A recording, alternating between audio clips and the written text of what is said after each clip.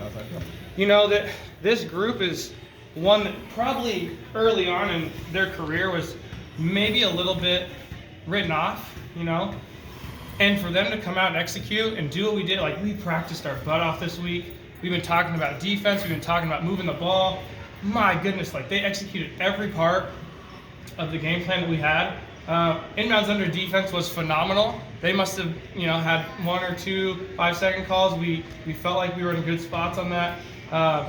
This group is just super fun to coach, man. Just super freaking fun. Like that's what it is. Going in at halftime though, 24-10, I think it was. Mm-hmm.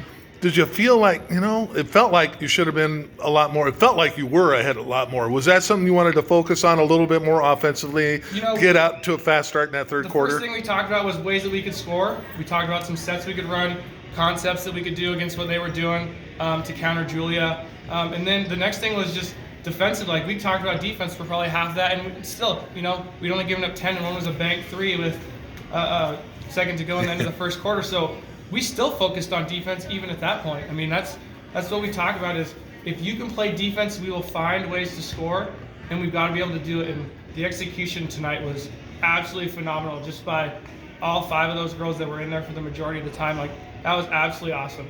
We talk about their defense and what they're doing to counter Julia, but then you go out in the second half and she gets 3 straight buckets out of the game in the third, and then 3 straight field goals out of the game in the fourth.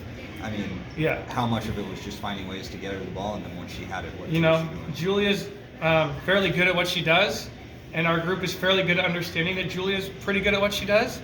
So when we want to find ways to get her the ball, we kind of get creative, and the average GPA of my starters out there is about 3.9. So that helps, and they're really good kids. They're really smart. They're very unselfish. Nobody tonight was trying to get theirs, and that's the cool part. Like, I absolutely just love this group, man. Like, I can't say enough good things about them. Like, they are so much fun to be around. They're so coachable, and just right from the get-go, the start of the year, we knew we could do things. It's just how are we going to do it? And tonight showed just when you execute and we come up with a game plan and you just battle. And we talked about playing a full 32 minutes, and that was probably one of our most complete games. How big is this kind of as a boost going into the district championship now? And of course, the big prize tonight is that it's a guaranteed trip to state. That's huge. That was a huge thing. We talked about we wanted to be the first ones to punch our ticket.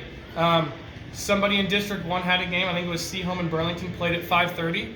We were hoping that somehow that game would run into overtime. I'm sure that somebody already won that one, but we wanted to be the first one to punch our ticket. And we talked about that all week.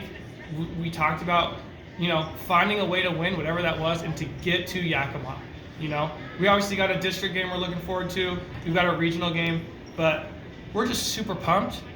And that's a fun team, man. I can't say enough about how much fun they are. They're just so cool to be around.